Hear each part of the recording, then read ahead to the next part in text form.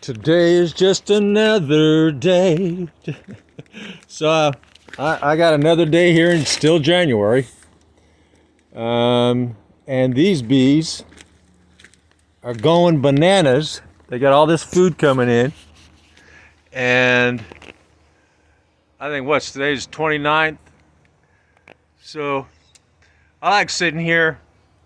Some people like sitting around and watching a fire burn. It's really comforting to sit and watch a fire just burn.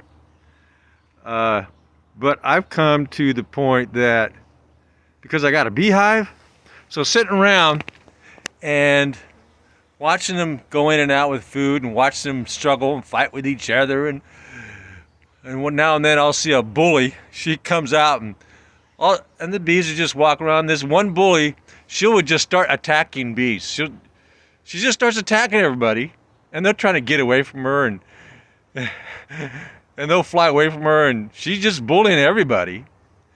And then she raises her legs up and goes, huh.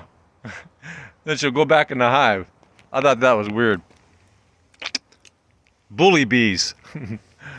Yeah, see, there's some pollen. Look at all that pollen. Oh my gosh, look at all these girls. They're way up in the sky. There's a lot of them coming out navigating. So this is 125 today. Pretty cool. So I'll just sit here, sometimes for an hour. It's so soothing to just watch them do what they do. I've been around many fireplaces and many fire pits and out camping and none of that beats sitting here and just watching these animals go about their natural business, and I watch them how they interact with each other, and it's really like watching a family. And you watch how some of them don't get along with each other, and they're scuffling and fighting and just probably disagreeing on something. Who knows, right? Who knows what that can be, right? Disagreeing on something. Yeah, I had that pollen first. No, what? Who knows, right? That's the bee world. And so I'll sit here. So I got these chairs excuse me, girls. I know I'm in your path. I'll be done in a minute. So what I do is sometimes I get company, and I got these chairs. I got pads for them, and they're pivot chairs. And so I'll just get a pad. So I come in my little shed here, grab a pad or two, and what I'll do is I'll pop those pads, because it rains. I don't want to sit down on wet pads, so I take my pads off, and so I'll sit here with my pads. Oh, the daisy. Well, they're pretty light, so they move around pretty quick. So I'll take these pads, and I'll just sit down here, right, like this. And sometimes, oh, sorry, Ginger, I didn't get you a pad. Sorry, baby. Let me go get you a pad. You want to sit down, huh? Okay, so and I'll just sit there sometimes an hour. I'm just sitting there taking a break from doing whatever I'm doing, and sometimes I'll sit here for an hour. Just come on, Ginger, up. Come on, baby. There you go, good girl. And this girl will just sit right there next to me. So the bees will come and they'll buzz her and she'll snap at them, like, hey, right? So me and her will just kind of sit here, sometimes an hour, just watching these girls do their thing. I find it very relaxing when I'm taking my breaks from doing whatever I'm doing, to just sit here and enjoy watching the bees go about their nature thing.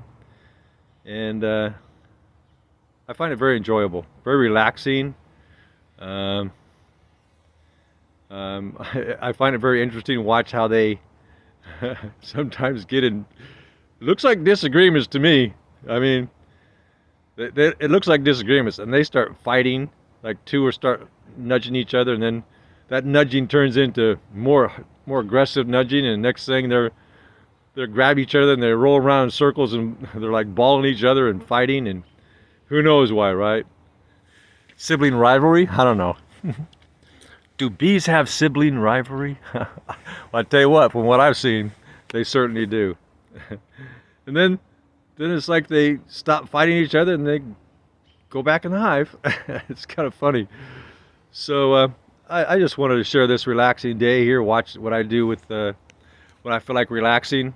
Taking a break from my busy day, and I got tens of thousands of things I need to get done. that keeps me busy every day, and it probably is tens of thousands of things. But so I'll share that with you. My relaxing. This is so bizarre though. All that food coming in at the end of January in Eugene, Oregon. Just picture yourself, you're sitting down and you're just watching these animals go about their business, right? And you can see, I've only been here for a few minutes, you can see all that food coming in and all how busy they are. I think it's about 38, I think. It's about 38 degrees, but the sun's, we've got a clear sky and the suns are out. The sun's, oh yeah, look at all those. The sun is out, and busy bees. Now if you just picture yourself sitting here, right, and you're just sitting there like you're watching a fire, at a campsite or something. And instead of a fire, you're just watching these critters go about their nature life. I find that relaxing. It's soothing. Really soothing. For me, anyway. Just going in and out. Doing their business. Fun. Enjoyable. Relaxing. I can watch them for hours, but I don't. I don't have time to watch them for hours. But typically I'll come back here when I'm taking my break, and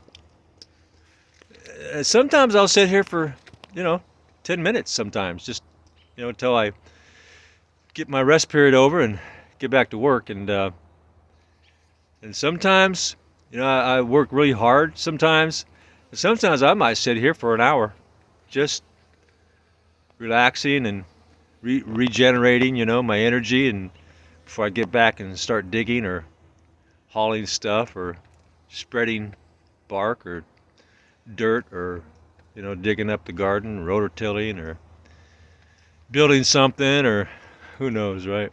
Look at that girl is loaded, man. She was really loaded. Relaxing. Maybe I'll do like put my camcorder up here and my recorder and just do a what do they call those, relaxing videos, right? Instead of a fire burning relaxing video, do a relaxing bee video for about an hour. Right? Just sit there and on my TV and just sit there in front of my TV and relax in my recliner and just sit there for about and relax, and kind of like watching a fire, and one just landed on my head, I think. And yeah, I'm kind of in their way, and yeah, I might do that. Do an hour relaxing video of bees going about their business.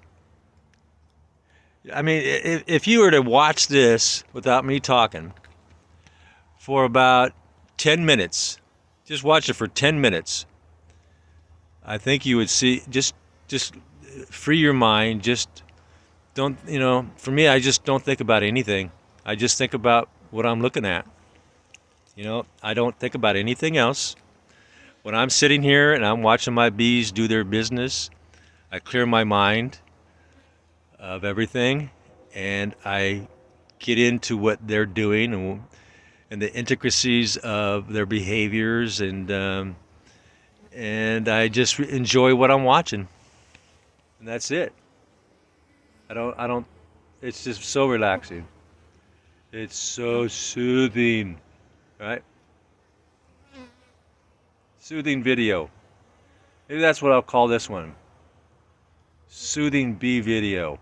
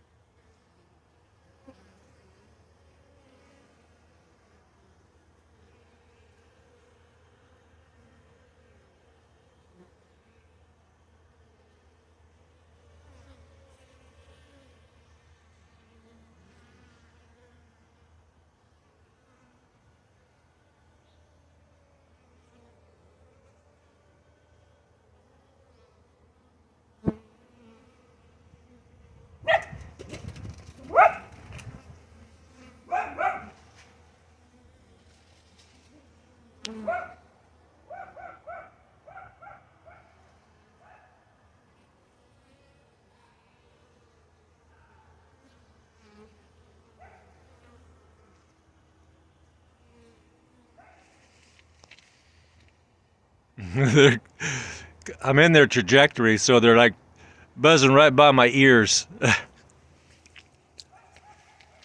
I'm right in their way. There's been a number of times I was doing some work in front of the hive, and they were busy coming in and out with their food, and oh, she came right. She's loaded with pollen. She came back out. What? Maybe it's getting crowded with, I don't know. And I'm busy in front of the hive, and I'm not paying attention. I just need to get whatever job done, and all of a sudden I start hearing this noise getting louder and louder and louder behind me. And I go, what the heck? And I turn around. There's probably more than 1,000 bees with food on their legs waiting for me to get my bum out of the way. They're so polite. I just say, oh, girls, yeah, sorry, excuse me. And I move my bum out of the way, and they just, all of a sudden, that whole entrance is just, they're fighting to get in, because there was like 1,000 bees that were behind me, and I typically keep the entrance narrow to keep, predators out, and it's easier for them to protect the hive. And so I get out of the way, and the whole entrance is nothing but packed bees with food on their legs. They are scrambling and trying to scramble past each other to unload their truckload. Wow, that is so much food. Gosh, I wish I knew where they were getting it. Now, typically, oh, she's got a really dark orange one. Where that is a. So typically, this kind of food coming in, this level of quantity of food coming in, typically this is around April, April, May, when all the trees and flowers are blooming. That's usually, oh, I can tell she was getting that from the dirt. She had dirt mixed in with hers. She was one of those dog diggers. She was, oh, that one too. She's got dirt mixed in her pollen. So it looks like a lot of these girls are getting their pollen from the dirt somewhere, a garden where the flowers have fallen and the pollen has fallen onto the dirt. It's just kind of sitting there on the surface or close to it, and they're going there digging it all up and loading their legs up with it that was on the dirt surface or slightly underneath the dirt, whatever. Oh yeah, she's dirty too. A lot of this pollen's dirty. Yep, they're diggers.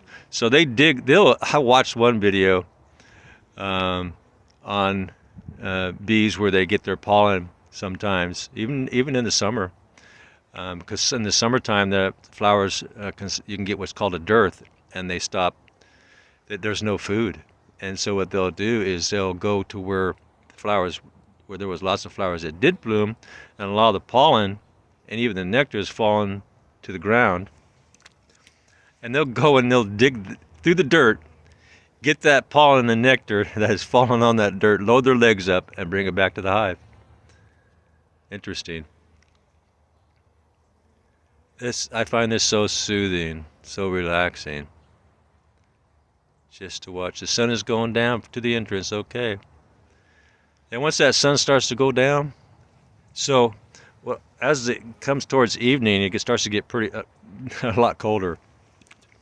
What I've found is if I come out here and I find some girls on the ground that have pollen on their legs, what I do is I'll pick. They're usually their wings are all sprawled out. They're either laying on their back or laying on their side or laying on their tummy, whatever, and their heads are pointed towards the hive. They land with their heads pointed towards the hive. So what I've learned to do yesterday, I picked one up. She would look dead as any bee I've ever seen. And I put her in my palm, and I closed my palm a little bit, and I breathed warm air onto her, like right up against her body almost, from my mouth. And about a minute after doing that, I felt the movement, and I looked down and I saw legs moving. She was still on her back. She was still sprawled out like a dead cockroach, but I saw movement from her legs, and I knew that she was probably going to be all right. So I kept breathing on her, and all of a sudden, she did a flip. She flipped back on her legs. She started moving her legs around and like grooming herself, like, oh, I guess I'm gonna be okay or something. And she started walking around the palm of my hand, and I grabbed a little tiny stick and had her crawl on it and put her in towards the entrance, and she crawled right in. Then I found another one a few seconds after that. Same, her head also was pointed towards the direction of the hive, and she was all sprawled out. Her wings were all stiffened outwards, and I put her in the palm of my hand, and I blew warm, really warm, like really close. So the air that was coming out was pretty close to around 90 or so. It was pretty warm, right from my lungs. And so we're 98.6, so it's pretty warm. And about a minute later, I felt something moving around because I kept my palm kind of closed, and I put my mouth right up to my palm so I couldn't see her. So I felt something. I looked down and saw a leg moving. And I saw her abdomen started moving. And so I kept breathing on her until she started walking around in the palm of my hand. At that point, I keep my mouth further away. I learned my lesson. And so I've been stung a couple of times in my first season doing that. I resuscitated thousands of bees on my first season because it was raining and they were getting caught in the rain and falling into little pools of water in the driveway. And so I'd pick up 10, 20 of them, put them in my palm, and breathe them back to life and put them back in the hive. So I put her back I took a little stick, and she crawled on the little stick from the palm of my hand, and I put her towards the entrance, and she crawled in a lot slower because she hadn't warmed up enough yet. But she crawled back in the hive and probably dumped her load. Got back in there with the warm girls where it's nice and warm, and they keep the hive around 92, 93 degrees even in the wintertime. Well, at least around where the brood is, where the babies are. So they'll keep it. They got to keep that brood around 92 or so, 93, for the brood to hatch out healthy. And so they keep a nice warm pocket inside that hive to keep the brood alive. And so when the sun goes down and it starts getting much colder, I'll come out here and check again, look for girls with food on their legs, and as long as I get them soon enough. So far, every single girl that I found that had food on her legs, I was able to resuscitate all of them so far. Well, it's only been 2 this season, but I learned that towards the evening, because some of these girls are coming in at night. They're far away, maybe a couple of miles away, right? And they're, when they got there, it was still warm enough for them, but on their flight back, their wings start to stiffen up because it's too cold. And There's a lot of them that don't even make it back to my area. They probably die out there somewhere, right? But the ones that get close, the ones that get really close and don't make it to the hive, I'm pretty sure I'll be able to revive all those girls and put them back in the hive. So anyway, soothing. All right, well, that's my soothing video for the day. I think I'll call this one Bee Soothing Video or something, right? And so you have a nice day, and please subscribe. And that helps grow my channel. And thumbs up if you know. And so I'll be putting on thousands of more videos of different things besides bees. And but I need your help to help this channel grow, and it starts with you subscribing. So please be humble and kind and subscribe for me. I'd really appreciate that. And thank you if you subscribe. Bye now.